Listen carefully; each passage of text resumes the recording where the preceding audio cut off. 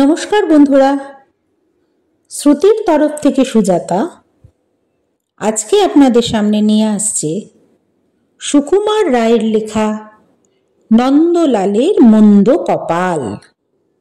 গল্পটি শুনে ভালো লাগলে লাইক, কমেন্ট, শেয়ার অবশ্যই করবেন। চ্যানেলটি সাবস্ক্রাইব করা না থাকলে সাবস্ক্রাইব করে পাশে থাকবেন। শুরু করছি আজকের গল্প, নন্দলালের মন্দ কপাল।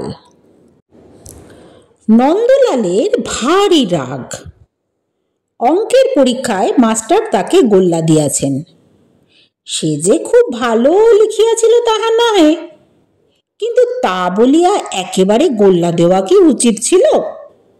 হাজার হোক, সে একখানা পুরা খাতা লিখিয়াছিল, তো তার পরিশ্রমের কি কোনো মূল্য নাই? ওই যে তৈরাসিকের অঙ্কটা, সেটা তো তার প্রায় ঠিকই হইয়াছিল, কেবল একটুখানি হিসেবের ভুল হওয়াতে উত্তরটা ঠিক মেলে নাই। আর ওই যে একটা ডেসিমেলের অঙ্ক ছিল, সেটাতে গুণ করিতে গিয়া সে ভাগ করিয়া বসিয়াছিল, তাই বলে কি একটা নম্বরও দিতে নাই? আরো অন্যায় এই যে এই কথাটা মাস্টার মহাশয় ক্লাসের ছেলেদের কাছে ফাঁস করিয়া ফেলিয়াছেন। কেন? আরেকবার হরিদাস যখন গোল্লা পাইয়াছিল, তখন তো সে কথাটা রাষ্ট্র হয় নাই। সে যে ইতিহাসে 100-র মধ্যে 25 পাইয়াছে, সেটা বুঝি কিছু নয়? খালি অঙ্ক ভালো পারে নাই বলিয়া তাহাকে লজ্জিত হইতে হইবে? সব বিষয়ে সে সকলকে ভালো পারিতে হইবে, তাহারই বা কি অর্থ? স্বয়ং নেপোলিয়ান যে ছেলেবেলায় ব্যাকরণে একেবারে আনাড়ি ছিলেন, সে বেলা কি?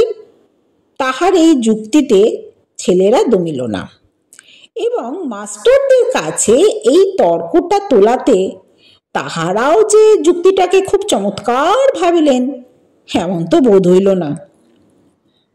তখন নন্দলাল বলিল, তাহার কপালই মন্দ, সে নাকি বরাবর তাহা দেখিয়া আসিতেছে। সেই তো যেবার ছুটির আগে তাহাদের পাড়ায় হাম দেখা দিয়াছিল, তখন বাড়ি শুদ্ধ সকলেই হামে ভুগিয়া দিব্যি মজা করিয়া স্কুল কামাই করিল। কেবল বেচারা নন্দলালকে নিয়ম মতো প্রতিদিন স্কুলে হাজিরা দিতে হইয়াছিল। তারপর যেমন ছুটি আরম্ভ হইল, অমনি তাহাকে জ্বরে আর হামে ধরিল। ছুটির অর্ধেকটাই মাটি। সেই যেবার সে মামা বাড়ি গিয়াছিল, সেবার তাহার মামাতো ভাইরা কেহ বাড়ি ছিল না। ছিলেন কোথাকার এক বদমেজাজি মেশো। তিনি উঠিতে বসিতে কেবল ধমক আর শাসন ছাড়া কিছুই জানিতেন না।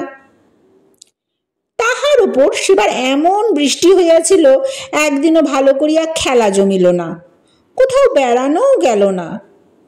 সেই জন্য পরের বছর যখন আর সকলে মামা বাড়ি গেল, তখন সে কিছুতেই যাইতে চাহিল না।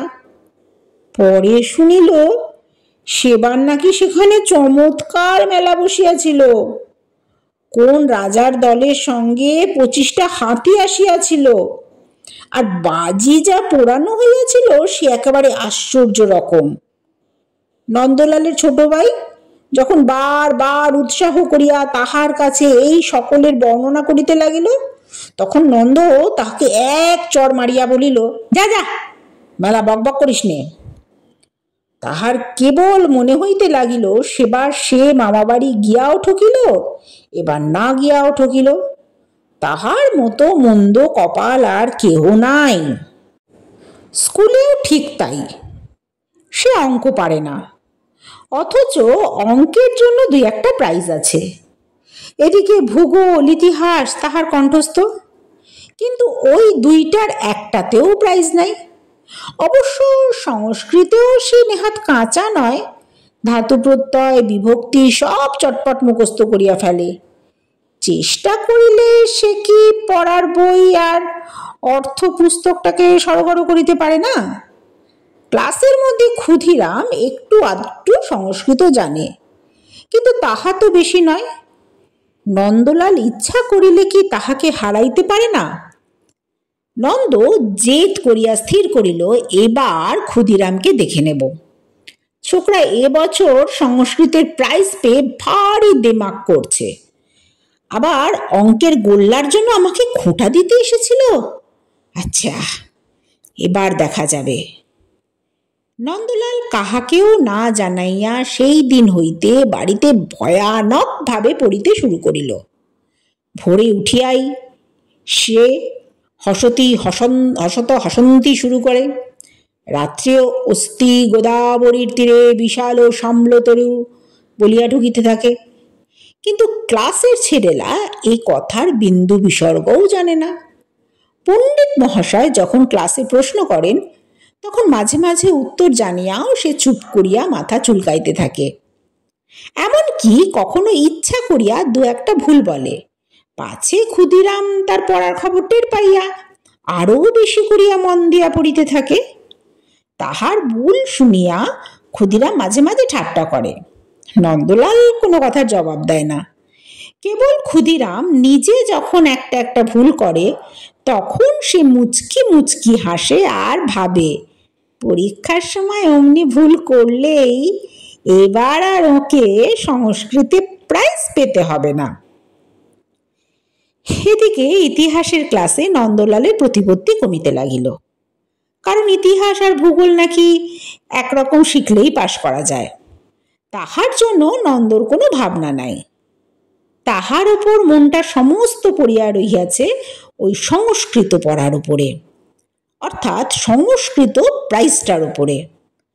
একদিন মাস্টার মহাশয় বলিলেন, কি হে নন্দলাল, আজকাল বুঝি বাড়িতে কিছু পড়াশোনা করো না? সব বিষয়ই যে তোমার এমন দুর্দশা হচ্ছে তার অর্থ কি? নন্দ আরেকটু হইলেই বলিয়া ফেলিত, আগে সংস্কৃত পড়ি, কিন্তু কথাটাকে হঠাৎ সামলাইয়া আগে সংস্কৃত না মানে সংস্কৃত নয় বলিয়াই সে থতমত খাইয়া থামিয়া গেল। ক্ষুদিরাম তাড়াতাড়ি বলিয়া উঠিল, কই, সংস্কৃতও তো কিছু পারে না।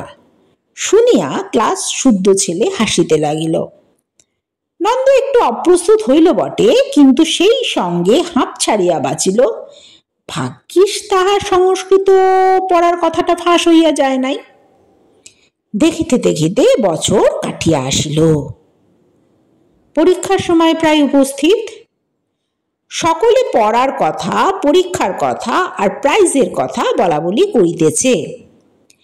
এমন সময় একজন জিজ্ঞাসা করিল, কি হে নন্দ, এবার কোন প্রাইজটা নিচ্ছ? ক্ষুদিরাম নন্দর মতো গলা করিয়া ঘাড় নাড়িয়া বলিল, আগে সংস্কৃত। না, সংস্কৃত নয়। সকলে হাসিল। নন্দও খুব উৎসাহ করিয়া সেই হাসিতে যোগ দিল। মনে ভাবিল, বাছা ধান, এ হাসি আর তোমার মুখে বেশি দিন থাকছে না।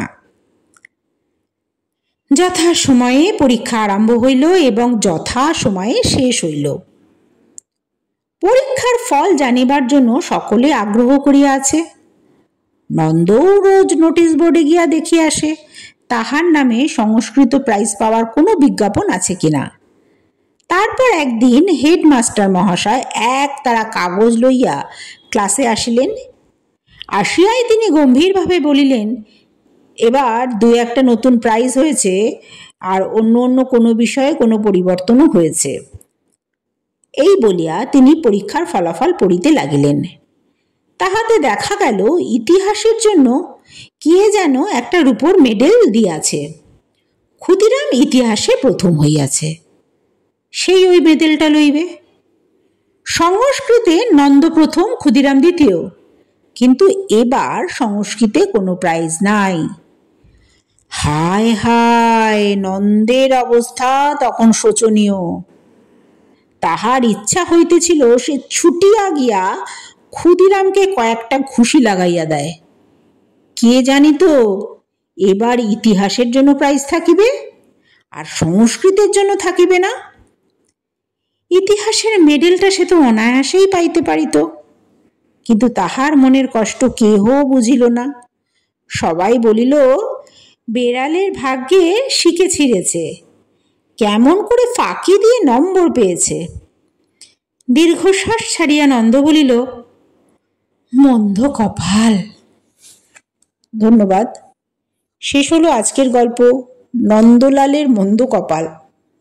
গল্পটি হাসির ছলে হলেও বাস্তবেও কিন্তু এরকম দেখা যায়, কিছু কিছু মানুষ যতই খাটুক না কেন তার আশানুরূপ ফল সে পায় না, কিন্তু তবুও হাল তো ছাড়লে চলবে না। তাই হাল ছেড়ো না বন্ধু, চেষ্টা করো জোরে।